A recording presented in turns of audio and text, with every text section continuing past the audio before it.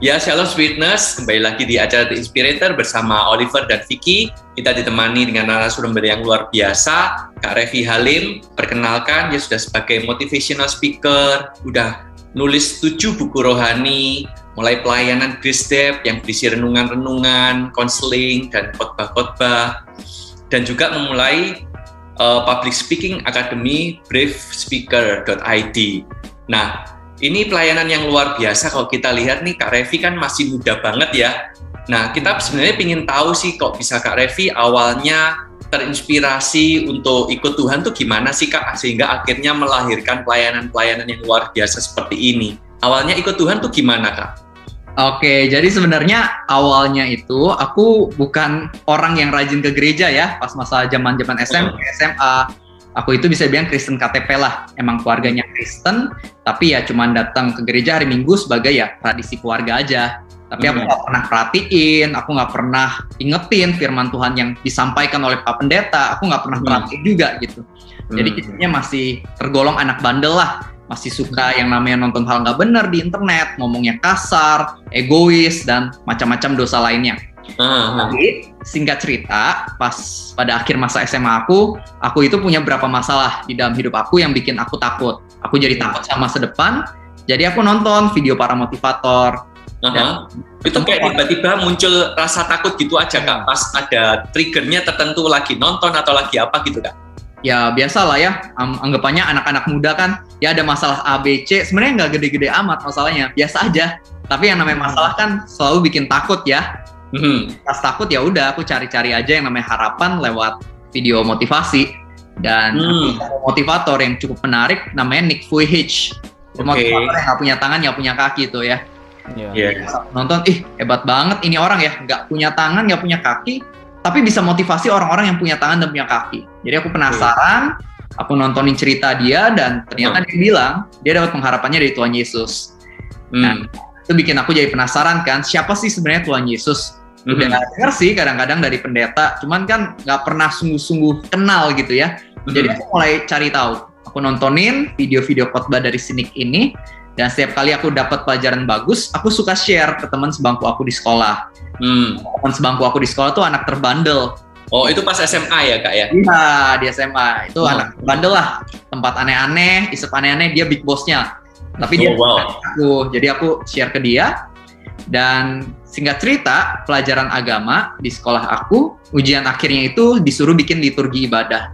Jadi kita disuruh bikin kelompok, satu kelompok 10 orang, dan tiap orang punya perannya masing-masing. Jadi pendoa, worship leader, pengkhotbah, dan sebagainya. Dan karena aku suka denger cerita dari Nick ini, aku jadi berpikir pengen cobain, khotbah juga kayak Nick ini, pengen tahu aja rasanya gimana. Tapi teman-teman aku yang para cewek-cewek pada bilang, wah cocok nih ada khotbah Randy aja, Randy. Jadi aku Revi ya, aku bukan Randy. Randy. Randy maksudnya gimana Kak? Kenapa? Randy. Ya, jadi si Randy ini tuh anak gereja banget. Oh oke, anak gereja banget. Wah gitu ya, yang suka belajar anggapannya, jadi anak teladan banget.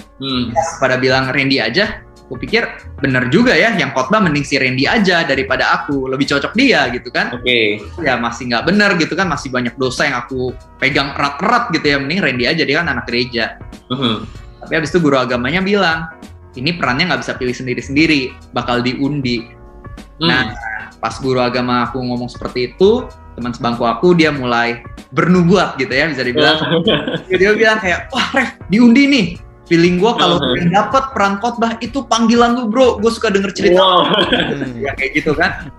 Jadi ya udah, singkat cerita guru agamanya ya panggil gitu ya para murid buat ambil undian. Dan ternyata di kelompok aku waktu itu 7 orang udah maju dan belum ada yang dapat peran khotbah, tinggal sisa 3 waktu itu. Nah, aku, teman sebangku aku, dan satu lagi kita maju ke depan dan masing-masing ambil satu kertas undian tuh. Lucunya ternyata beneran aku yang dapat peran khotbah. Wow, kaget nggak Kak? Iya kaget dong ya kan, kaget banget. Teman sebangku aku lebih kaget lagi, dia bilang, gila bro beneran dapat, nggak bohong, ini panggilan lu harus balikin gua ke jalan yang benar suatu hari nanti. Lu tuh udah kayak Naruto, gua Sasuke, balikin gua ke rumah. Dia bilang kayak gitu. Jadi ya singkat cerita pas aku pulang, aku mulai bertanya-tanya ya, beneran kebetulan atau gimana sih? Jadi ya udah aku doa aja sama Tuhan. Tuhan, ini kejadian kayak gini nih, ini kebetulan atau gimana nih Tuhan. Pas aku berdoa sesuatu yang unik terjadi, yaitu aku tiba-tiba nangis gitu. Nangisnya juga nggak satu tetes cantik kayak drama Korea, enggak, melainkan banjir gitu ya. Dan aku bingung, soalnya kan aku bukan anak gereja ya sebelumnya. Jadi nggak pernah tuh doa muji Tuhan nangis tuh nggak pernah. Jadi bingung kan, kenapa aku nangis, mau berhenti juga kagak bisa gitu. Ya udah aku bilang aja ke Tuhan, ya udah biar kehendak Tuhan aja yang jadi. Dan setelah itu aku nggak mikirin banyak sebenarnya. Ya udah lanjutin aja kuliah ke Amerika segala macem. Dan di sana entah kenapa pas datang ke gereja aku dengar khotbah dari pendeta namanya Francis Chan. Ketika dengar aku merasa itu ngena banget. Gimana Yesus mati di atas kayu salib untuk nebus dosa-dosa kita karena dia sayang banget sama kita. Jadi itu bikin aku mulai semakin bertanya-tanya, siapa sih sebenarnya Tuhan Yesus ini? Mulai baca buku-buku rohani, mulai dengerin lebih banyak khotbah, baca Alkitab, dan di tengah itu semua ya aku mulai semakin jatuh cinta sama pribadi Tuhan Yesus. Dan akhirnya aku mulai bikin komsel di Amerika waktu itu. Ya udah, di sana mulai ngajar firman Tuhan ke teman-teman sekolah aku, bukan sekolah ya, kuliah berarti ya. Teman-teman kuliah aku yang anak-anak Indonesia di sana, aku mulai berbagi di sana. Dan singkat cerita aku mulai bikin Grace Step. Dan habis itu ya uniknya ada sebuah gereja yang hubungin aku. Korea bisa nggak isi khotbah di gereja kita? Ya udah, singkat cerita setelah aku kelar di Amerika, aku pulang ke Indonesia dan di sana aku mulai khotbah di gereja ini dan sedikit demi sedikit mulai banyak undangan yang masuk di mana ya aku berkhotbah di gereja mereka. Jadi ya yang unik menurut aku seperti itu ya. Inilah yang sebagai grace kasih karunia. Iya. Jadi Revi mau silakan. Mau tanya sedikit ya. Ini kan menarik ya. Saya sedikit baca juga tentang biografinya ya bahwa Kak Revi ini juga terlepas dari kecanduan video porno ya. Betul ya Kak Revi? Ya, betul. Ya ini kan banyak sekali juga anak-anak muda yang hari-hari ini tidak sedikit ya yang sharing dengan saya itu, waduh gimana ini untuk bisa lepas dengan kecanduan video ini.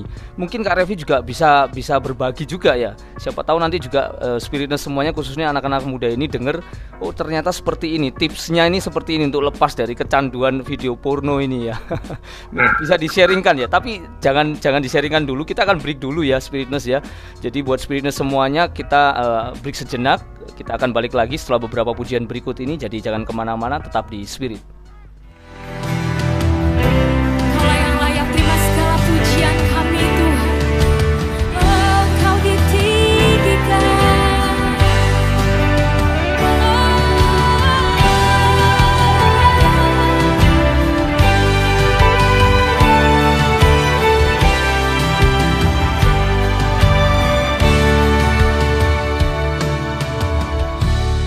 Ujilah aku Tuhan, cobalah aku Tuhan, selidiki batinku dan hatiku,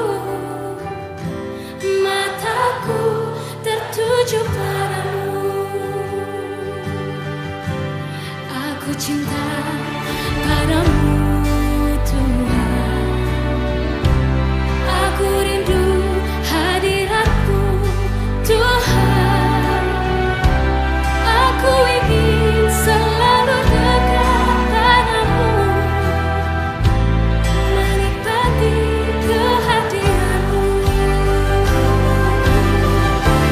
Ku nyanyi Hosana bagi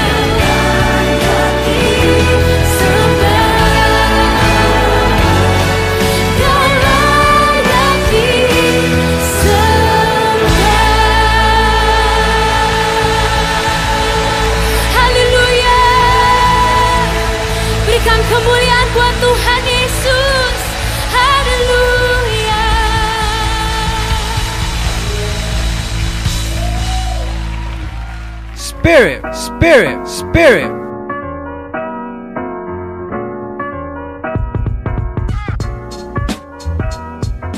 Oke, balik lagi The Inspirator bersama dengan Vicky, Oliver, dan Justin. Kita juga hari ini ditemani oleh Revi Halim. Hari ini kita juga banyak berbincang-bincang bagaimana tentang pertobatan dari seorang Revi Halim nih, Kak.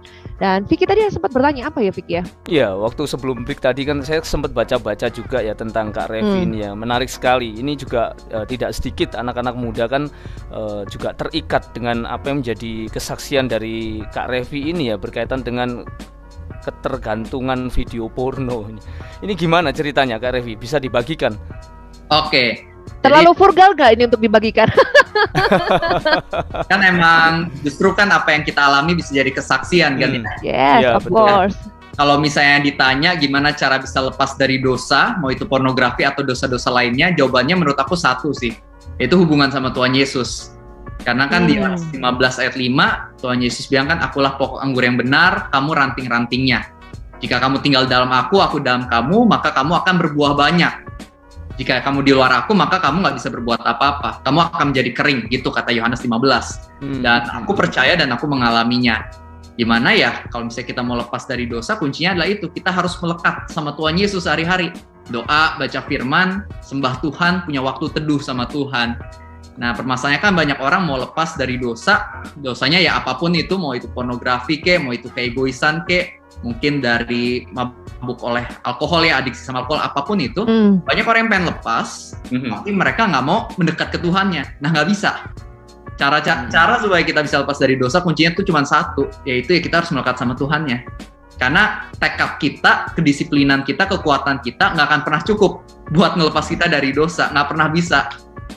Yang jawaban adalah Tuhan Yesus, itu sumbernya supaya kita bisa punya kekuatan untuk lepas dari dosa-dosa itu, seperti itu.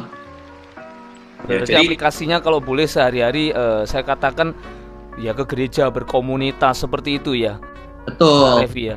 Dan bukan hanya gereja berkomunitas, tapi doa dan baca firman Tuhan secara pribadinya sehari-hari itu yang juga harus dilakukan. Itu apa nggak ada pergumulan gitu ya Kak, ketika mau meninggalkan kan masih bisa muncul gitu kan Kak, itu melawannya gimana Kak? Pasti. Makanya kan di dalam hidup ini itu kita mau udah lama ikut Tuhan atau enggak, setiap hari kan datang godaan juga kan ya, setiap hari ya. Nah makanya kita perlu doa dan baca firmannya juga sehari-hari gitu. Nah ketika kita awal mau bertobat, kayak contohnya aku ya, dulu kan aku cerita awal masuk kuliah, bisa dibilang di situ aku mulai kenal sama Tuhan. Nah, jadi ketika aku dengar firman Tuhan, aku sedikit demi sedikit nih mulai sadar nih dosa-dosa aku. Kalau dulu zaman sekolah aku nggak merasa itu bersalah gitu ya, aku merasa itu biasa-biasa aja. Pas mulai kenal Tuhan, mulai sadar ABC gitu ya, pornografi, egois, sombong, ini semua tuh dosa gitu. Tuhan nggak suka. Aku baru tahu. Nah, tapi meskipun aku udah tahu, nggak langsung lepas tuh. Ada struggle-nya, bener kata Kak Oliver ya, ada struggle-nya. Jadi ya yang aku lakukan adalah aku doa setiap hari dan aku berjuang setiap hari. Dan sedikit demi sedikit akhirnya berhasil lepas. Memang nggak langsung secara instan. Tentu ya kita semua pengennya udah aku mau bertobat, kebesokannya langsung instan. Holy gitu ya, langsung. Jadi berapa lama Kak prosesnya gitu Kak? Nah, prosesnya ini berbulan-bulan ya menurut aku sih. Berbulan-bulan gitu. Jadi ya sedikit demi sedikit. Tapi yang aku lihat dari kehidupan aku sendiri dan kehidupan orang lain adalah ketika kita sungguh-sungguh melekat sama Tuhan Yesusnya, grafiknya itu kayak saham yang naik ya, yang hijau gitu.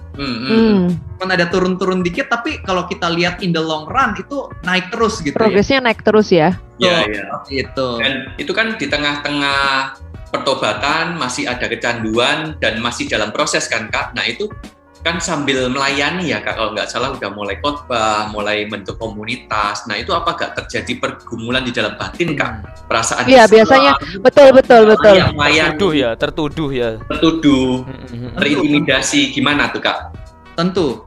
Tapi kita harus bisa bedain ya, suara Roh Kudus atau suara setan. Kalau suara setan itu kan dia akan menuduh dan bilang, wah lu tuh masih berdosa, kamu tuh nggak bisa pelayanan gitu. Tuhan gak suka sama kamu, udahlah kamu nggak usah pelayanan lagi lah, orang kamu masih punya banyak dosa, masa lalu kamu juga buruk. Nah itu suara dari si setan.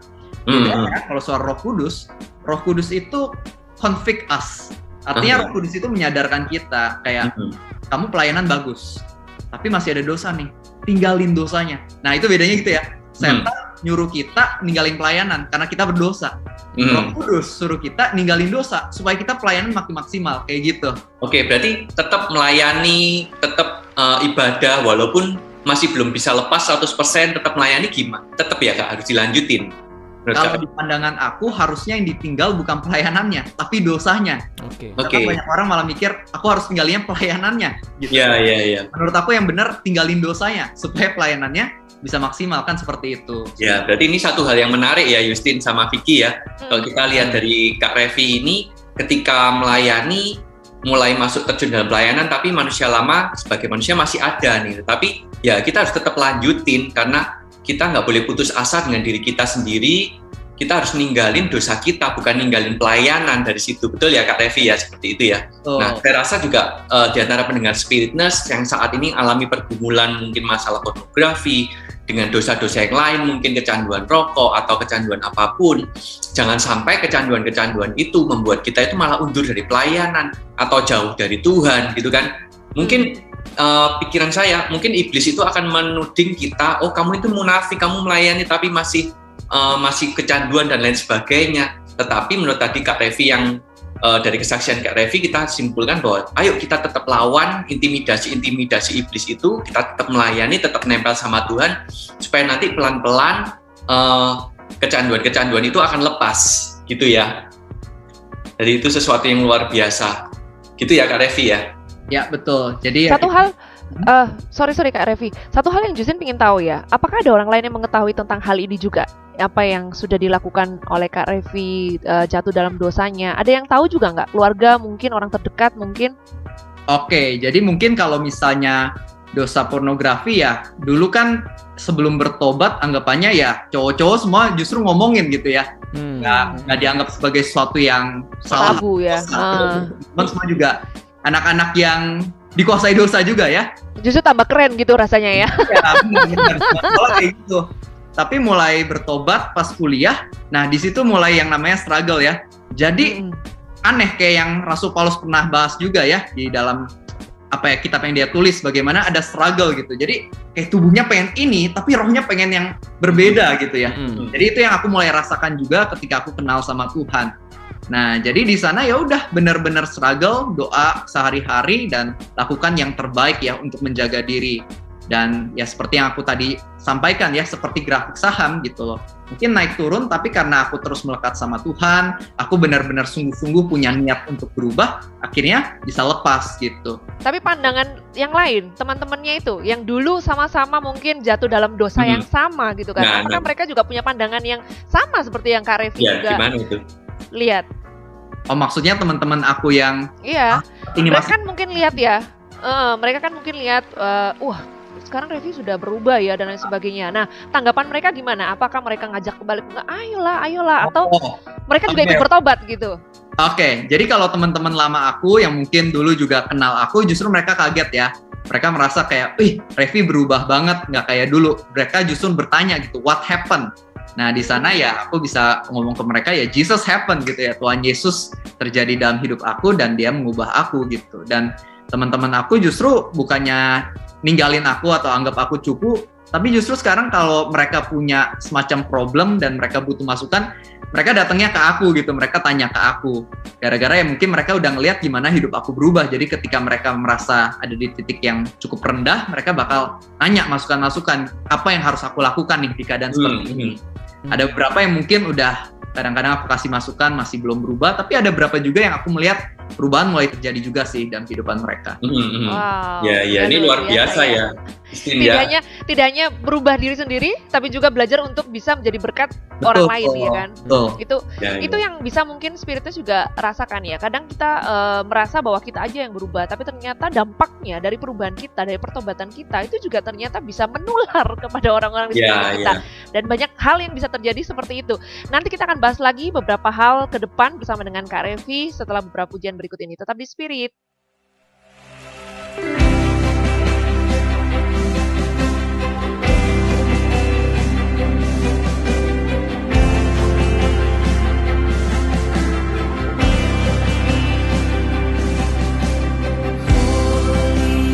Holy,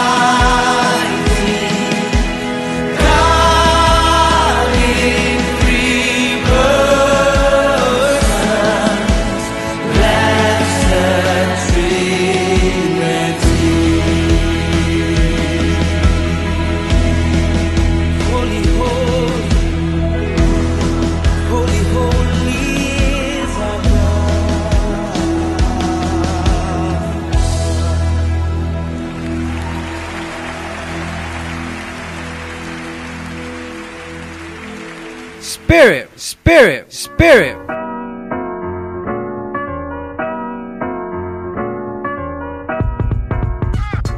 Oke, balik lagi di The Inspirator bersama dengan Justin, Oliver, ada Vicky ya. Vicky. Halo. Dan Justin. kita bersama dengan Revi Halim di tempat ini.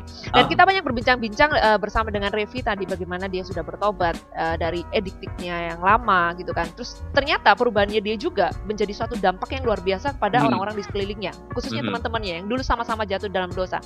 Nah, kalau kita balik lagi ke kehidupan Kak Revi, kita tahu bahwa kejadiannya itu waktu dia masih di luar negeri ya, benar ya Oliver ya. Sekarang kan dia sudah balik akhirnya ke Indo. Ya, balik di Indonesia. Itu tuh gimana ceritanya pada akhirnya?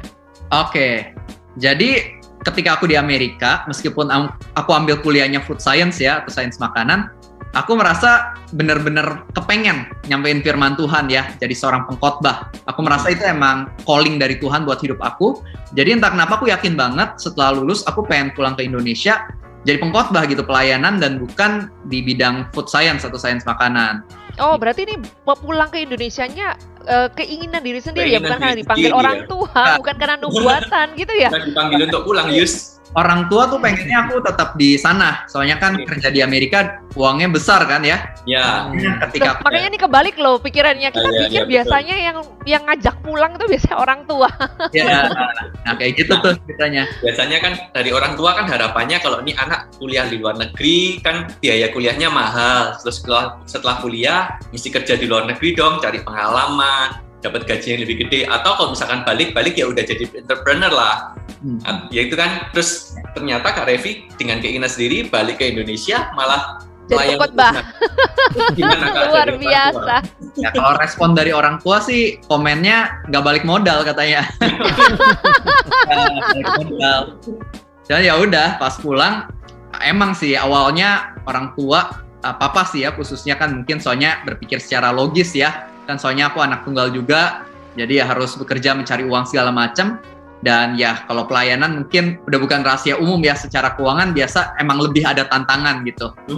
Ya udah, aku entah kenapa yakin banget dan ya udah aku pelayanan. Dan ya puji Tuhan, mungkin papa melihat apa yang aku lakukan juga mulai bertumbuh dan ternyata nggak makan batu juga.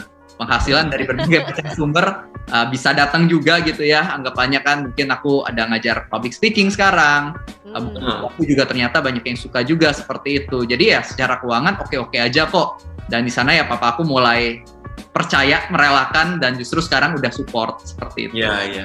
Tetapi nggak langsung support ya Kak. Kalau aku lihat kan berarti ketika pulang itu baru Kak Revi mulai Grace Step dan Brave Speaker ya Kak, betul ya? Ya, Grace Step sudah sekitar 1 tahun. Kalau Brave Speakers itu sekitar 2 tahun, 3 tahun lah setelah saya pulang baru dimulai Brave Speakers. Berarti Grace Step duluan ya Kak ya? Nah, betul.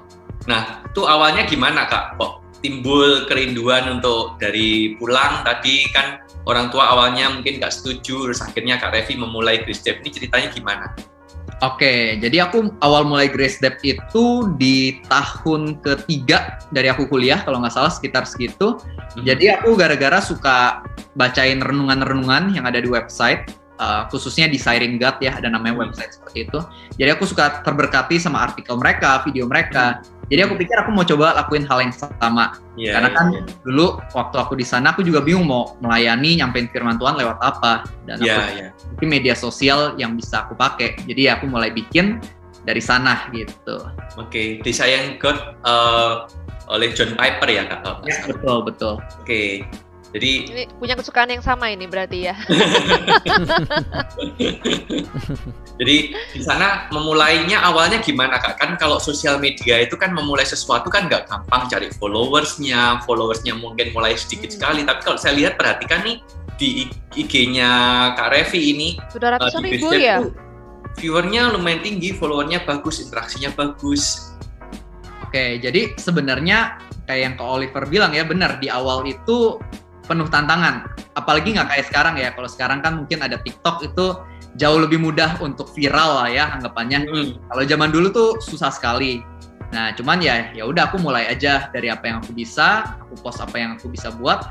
Dan ada satu kejadian yang menurut aku menarik dan bisa aku bagiin hari ini. Jadi waktu itu aku udah bikin berapa bulan dan nyampe viewersnya itu sampai angka 100. Wow. Dulu itu banyak banget buat aku dulu ya. Iya, Di 3 digit pencapaian, dan aku pikir bakal nambah. Tapi ternyata kebesokannya nggak nambah, melainkan nurun. Ada sehari viewersnya cuma 13 gitu ya. Oh. Dan di sana aku pikir kayak, aduh capek ya, udah siapin konten segala macam, nggak ada yang baca, nggak ada yang nonton juga. Ada kepikiran buat udahlah berhenti aja. Tapi di sana aku merasa Roh Kudus ngomong di hati aku, Revi, kalau di antara 13 orang ini, ada satu aja yang terberkati, ada satu aja yang hidupnya berubah, bukankah berarti apa yang kamu lakukan gak sia-sia? Yes. Jadi itu yang aku pegang gitu hari itu dan sampai hari ini. Jadi ya udah aku lanjut aja bikin apa yang aku bisa. Aku pelajarin aja di YouTube orang-orang gitu kan, ada yang bahas-bahas gimana sih cara ngembangin Instagram. Ya udah aku pelajarin aja dan aku coba terapin. Dan ternyata ya meskipun lama banget awalnya, ya sedikit demi sedikit mengalami peningkatan hingga akhirnya ya bisa sampai sekarang. Gara-gara mungkin ya aku nggak berhenti sampai sekarang seperti itu. Ya, dan konsistensi ya Kak kuncinya ya. Jadi ini business juga kita bisa ambil satu pelajaran dari sini kalau misalkan kita memulai usaha apapun, dan kebetulan mungkin Kak Revi memulai sebuah pelayanan di sosial media ya kan. Ketika belum banyak followersnya, belum banyak viewersnya ya kan, walaupun kelihatannya viewersnya cuma dikit, cuma 13, tetapi dia tetap konsisten mempelajari, menerapkan algoritma yang baru, tetap terus berjuang sampai akhirnya growing followersnya gitu kan. Jadi apapun bidang usaha yang kita lakukan, kalau sedang merintis, sedang bekerja, walaupun kelihatannya belum ada hasilnya, tetapi pasti ada sesuatu, ada orang yang diberkati dalam hal itu. Ayo kita lanjutkan, tetap jangan putus asa gitu ya Kak. Ya betul. Saya jadi ingat kayak seperti Daud ya, 2-3 ekor kambing domba. Nah, Tapi yang penting konsisten. Penting konsisten. Satu hal, Revi Halim ini kan seorang anak muda ya, masih single juga kan, walaupun sudah punya pacar nih, gitu kan. Ini kan banyak sekali rasanya kegiatannya. Ada Brave Speakers, ada Grace Dep juga, ada hari-hari bikin konten juga. Nggak ada kepikiran nih, aduh aku masih muda ini, aku pingin bebas deh, pingin ini, pingin itu, dan lain sebagainya. Atau yang memang dipikirkan tuh hanya, aku mau bikin konten, bagaimana aku cara melayani Tuhan, bagaimana cara aku menjangkau jiwa. Apakah anak muda bisa pemikiran seperti itu terus? Oke, kalau misalnya aku secara pribadi sih, aku emang dari aku kuliah kan suka nontonnya video motivasi ya. Nah, jadi ya di sana aku terus teringat oleh pesan-pesan ini, bagaimana ya harusnya masa-masa muda bukan digunakan untuk berfoya-foya atau dibuang sia-sia ya, tapi justru adalah waktu di mana aku punya energi yang banyak untuk melakukan banyak, membangun sesuatu yang besar seperti itu ya. Jadi ya aku pikir daripada aku buang waktu aku buat hal-hal yang nggak berguna, lebih baik ya aku gunakan waktu aku ya untuk membangun sesuatu yang bisa berdampak gitu ya, bisa melayani Tuhan. Nah, jadi luar biasa.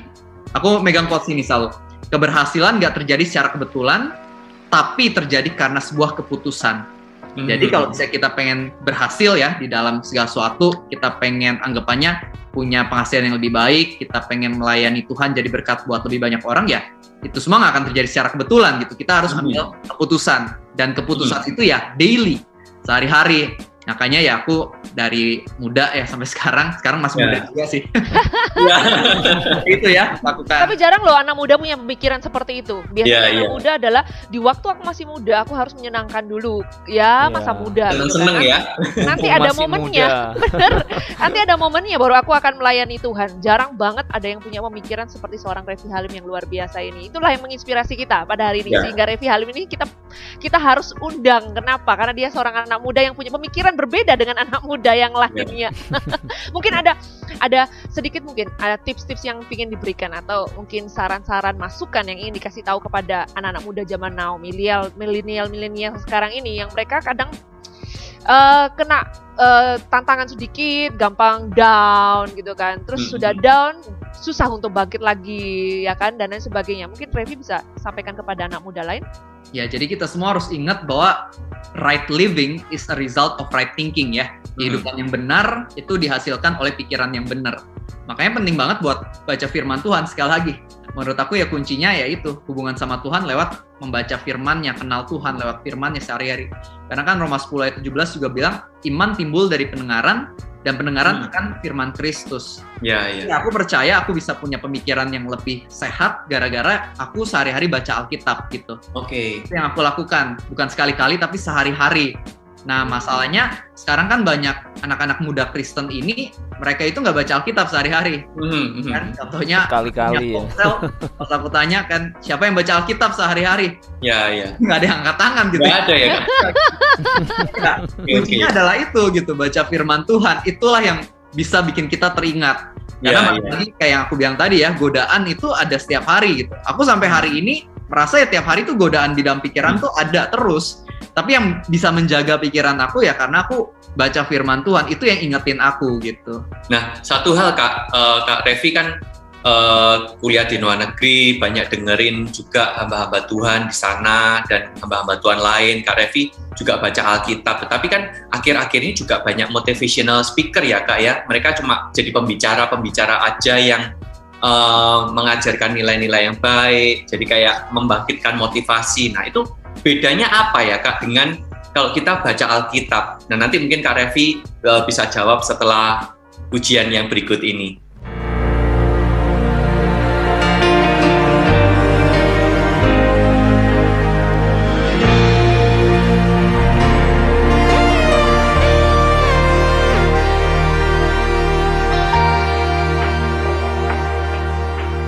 Tangan Tuhan tak kurang panjang untuk selalu menolong hidupku. Telinganya tak kurang tajam untuk mendengar seruan hatiku.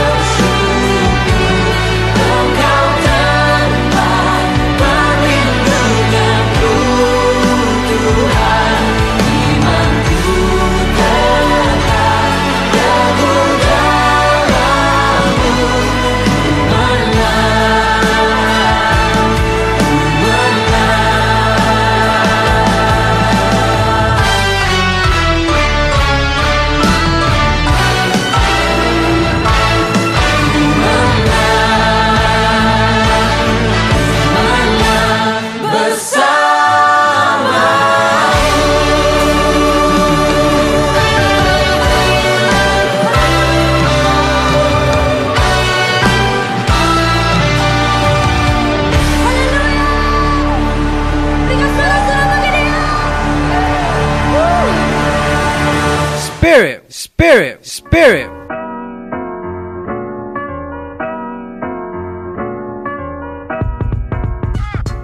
Shalom Spiritness, kembali di The Inspirator bersama saya Oliver, Justin, dan Vicky, ditemani oleh narasumber kita yang luar biasa, Kak Revi. Jadi sudah kita dengerin kesaksiannya, pertobatannya, bagaimana dia memulai Grace Day, bagaimana dia memulai Grace Speakers. Nah, kita sampai ke terakhir, Kak Revi menceritakan bagaimana dia juga menekankan bahwa kita harus banyak belajar firman Tuhan, gitu kan.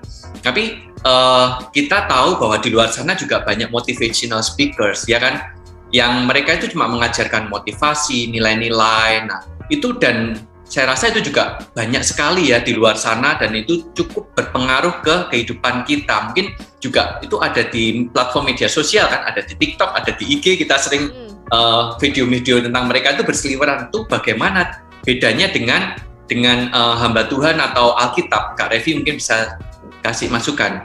Oke, jadi memang benar ya, banyak motivational speaker, dan menurut aku pesan-pesan nilai yang disampaikan juga positif dan bisa membantu kehidupan manusia ya.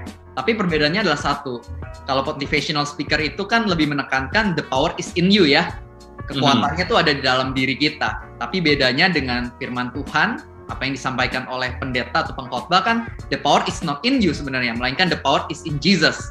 Makanya pada Filipi 4 ayat 13, Rasul Paulus kan mengatakan, I can do all things through Christ who strengthens me. Aku mampu menanggung segala perkara melalui Kristus Yesus yang memberikan aku kekuatan. Jadi bedanya di situ. Ya mungkin yang namanya motivational speaker bisa memberikan nilai-nilai yang baik supaya kita bisa memperoleh kesuksesan di dalam hidup. Anggapannya bisa memiliki penghasilan yang baik, mungkin karirnya meningkat, seperti itu bisa sekali. Tapi ya motivational speaker nggak bisa memperkenalkan kita ke juru selamat yang bisa nyelamatin kita dari belenggu dosa dan juga neraka. Itu bedanya ya. Jadi kalau umpamanya kita tahu ya, ternyata perbedaan antara motivational dengan seorang Revi Halim, wah, itu beda banget ya. Yang satunya itu menunjukkan tentang firman Tuhan. It's all about Jesus gitu kan. Nah, kalau Revi sendiri 5-10 tahun ke depan, apa sih rencananya ke depan ini buat seorang Revi? Kan masih muda nih. Ada target merit nggak? Meritnya kapan? Kalau merit ya nggak tahu ya, mungkin 2-3 tahun kali ya. I don't know. Kalau ada rencana yang lain? Oke, kalau misalnya di dalam pelayanan, ya tentu aku harapannya ya bisa berkhotbah semakin banyak. Ya kalau banyak kayaknya udah full kali ya. Banyak ya. Bukan banyak ya, tapi ya lebih tulus aja, lebih tulus, lebih jaga hati. Dan habis itu juga ya aku berharap bisa menyampaikan firman Tuhan dan lebih baik untuk orang-orang yang ada. Dan mungkin kalau misalnya di dunia pelayanan, aku juga berharap ya Grace Step ini bisa semakin baik ke depannya ya. Saat ini kita lagi bikin pelayanan cabang baru di Grace Step, yaitu kita bikin semacam komsel online. Kita semua live. Wow. Nah, jadi kayak pemuritan seperti itu. Ya, aku masih belajar juga ya gimana caranya supaya ya sistem pemuritan ini bisa jalan dengan baik. Jadi yang aku harapkan 5-10 tahun ini bisa banyak orang-orang yang dimuridkan lewat semacam program yang aku bikin bersama teman-teman aku ini. Kalau misalnya di luar pelayanan ya aku berharap Grace Speakers, sebuah coaching public speaking yang aku bikin sama teman aku, semoga juga bisa bertumbuh supaya ya banyak orang yang bisa belajar public speaking juga ya. Soalnya kan public speaking salah satu soft skill yang penting lah, apapun pekerjaannya bakal kepake banget. Seperti itu. Ya, wow. Okay. Kita juga mesti belajar berarti dari seorang Revi Halim ini. Speaker. Ya, kita pelajari Kak Justin. Kak Revi masih sangat muda tapi luar biasa sekali melayani Tuhan.